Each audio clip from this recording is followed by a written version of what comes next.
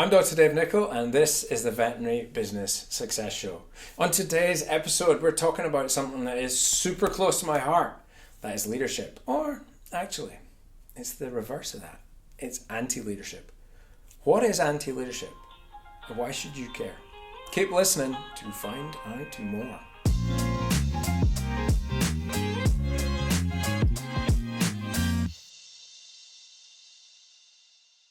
As a company, we focus on, obsess about leadership non-stop. But actually, the greatest lessons for me came in the form of anti-leadership. Leadership's one of those things that's very, very hard to know exactly what the definition of it is. I actually struggled for years, just like, what is this leadership thing? What does it mean to be a good leader? And I made up my own mind based on the typical influences that I took to be good leadership.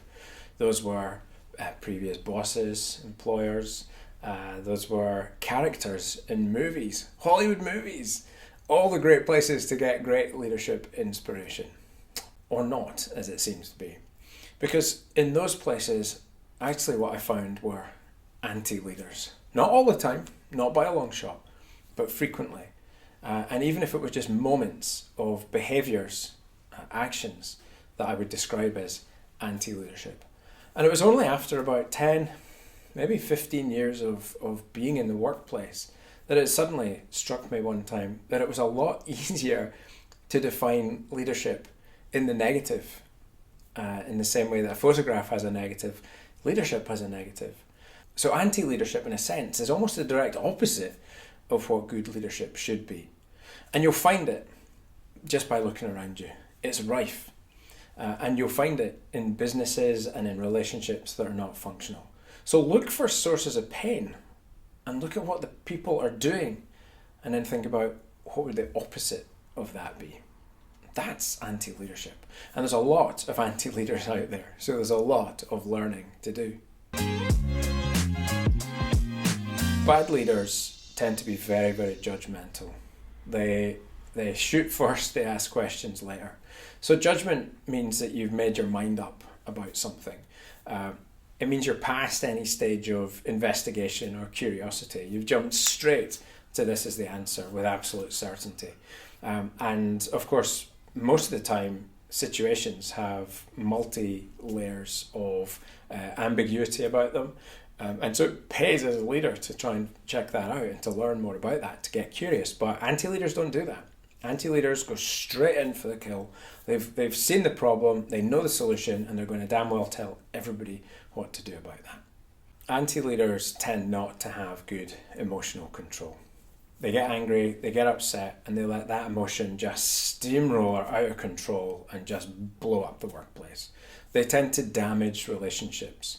And of course, that erodes all trust between a team. And when that happens, then you cannot build an effective team on a foundation of anything other than trust.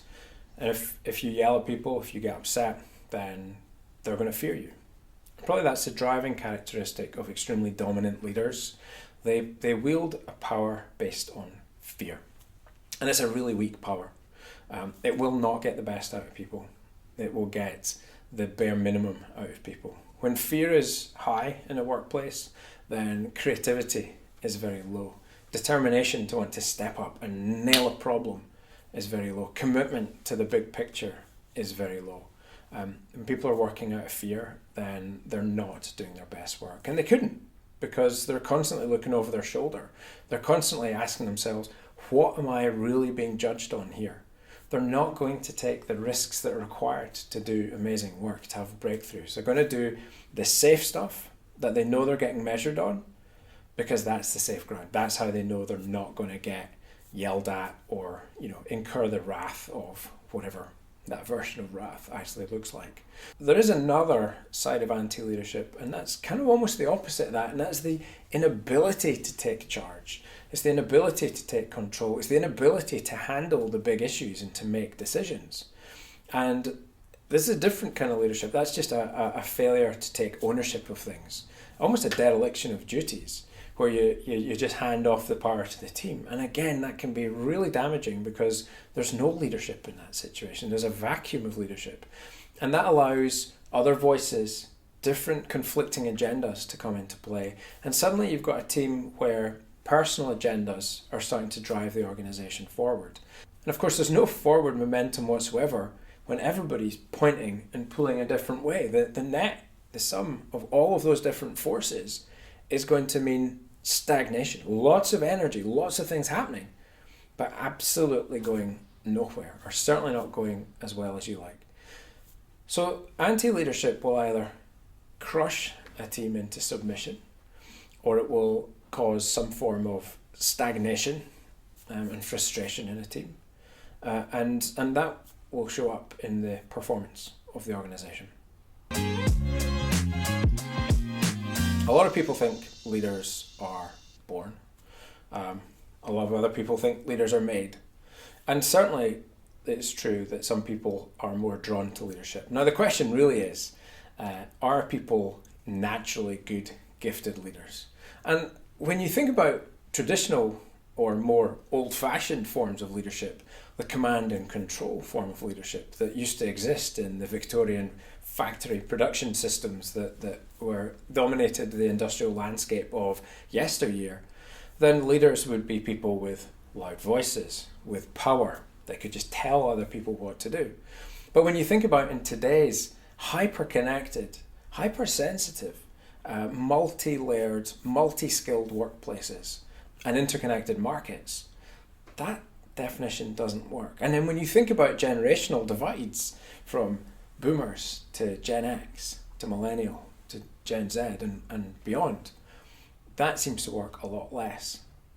In this age where people are more conscious, more perhaps emotionally aware, and not necessarily more emotionally intelligent, but certainly very sensitive, the old style of command and control leadership, where you tell people what to do, is incredibly damaging. It's damaging to people's esteem, it's damaging to their ability to grow and to develop, and it's kind of damaging to relationships.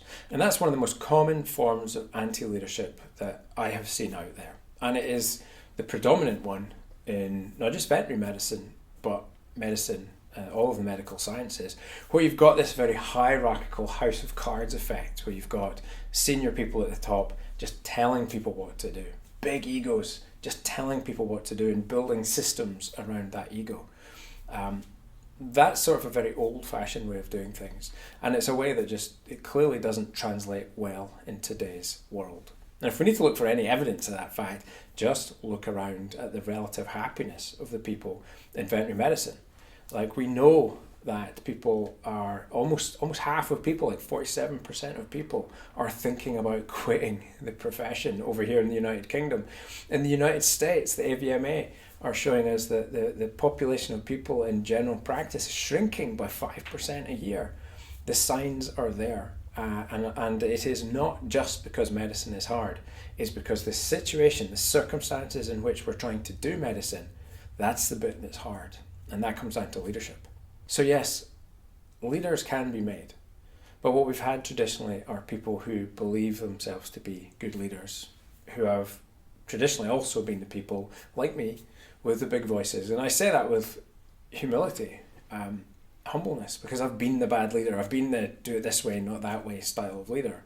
And I've seen the cost to my teams, and I've also seen the cost on my own health. And it just isn't a sustainable way of leading in today's modern veterinary workspace. So there's a sense check that's required here. And that check is to check in with yourself to see whether or not you are guilty of propagating anti-leadership. And I think the sense check is best measured in terms of team satisfaction. How well do the team respond? How well do the team work together? How much do they enjoy spending time together? And the simplest way of measuring that is looking at the turnover of a team over a period of time. So look at staff turnover. If staff turnover is high, there's a good chance there's a problem within the leadership structure. The next thing I think is turn that microscope in on yourself. How are you feeling? Like, anti-leadership is hard because it feels like you're pushing a boulder, a very big boulder, up a very steep hill. It's possible to make progress, but it's almost always making progress against this sense of resistance. If you're an anti-leader, then that takes its toll. You will be stressed, you will be anxious, you may not be sleeping too well, and you might just be thinking, why is this so hard? So that's the second place to look. And then I think that the third place to look are actually in your sustainable business results. Great leadership generally can create great culture. Great culture means teams are working well together and effectively together, and that translates into measurable business success. So look at staff turnover. Take an honest inventory of how happy, contented, and satisfied you are in your work, and measure that against one of the most objective things, and that is simply your revenue profit. And actually, I would say your growth in your profit. If you are concerned that you're an anti-leader, if you're asking yourself that question, then the good news is you've actually arrived at the doorway through which you can pass in order to improve your leadership skills dramatically. The first step in any self-development is always self-awareness. So I think the most important thing that you can do is to reflect on whether or not you have been the best leader, the leader your team deserves, is to look at the numbers that you're generating and to say, is this really standing up to best practice? Is my team settled and is it genuinely happy? And how am I measuring that? Am I using objective data that's hard to argue with, that's really a lot closer to the facts, the reality? Or am I kidding myself and telling myself a story here, something that I've made up just to make myself feel a bit comfortable where I am? If you can honestly answer those questions, whether it's a good answer, and a good answer is a real answer in this situation, whether it's a right answer and an accurate answer and an accurate reflection of who you are, whether that means you are a good leader or bad is a whole lot less important than what you do next. If you're a good leader, then good for you. You'll have the numbers to back that up and you'll be doing a great job. Make sure you are teaching other people how to be a great leader as well. And if you are not yet a good leader, then all hope is not lost, far from it. Leadership is a skill set. Leadership is not some ethereal thing that's hard to define. For me, I found a way to define it by punching out the holes around it of what bad leadership was, and what was left was almost the opposite. That sort of, I'd learned the negative, and it was only by focusing in on that and seeing it in others I could suddenly bring the positive into focus. And so in doing that, I was able to build a much more solid set of leadership skills and focus on things that really mattered. So if you're in a similar place and you don't think you're the leader that your team needs you to be just yet, then great, well done. You just leveled up in just actually working that out. The next question to ask yourself is, okay, so how am I going to get from where I am now to where I'd like to be in the future? That's leadership skills, that's leadership training, that's practice, that's a lot of mess ups, that's a lot of having to eat humble pie, and that may be a lot of being vulnerable and calling yourself out. It means a lot of learning. But the journey's worth it.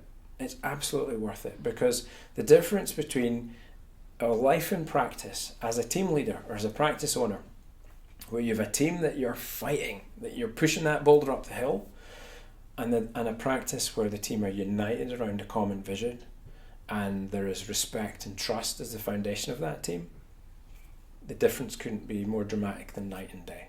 One of those is a nightmare that will put you in an early grave. The other one is an inspiring mission that you will wake up with the same joy that a 3-year-old has to walk with a skip in their step every third step just because they saw a puppy at the other end of the street. That's the difference. The energy level is incredible. So the question really is, what sort of leader are you now?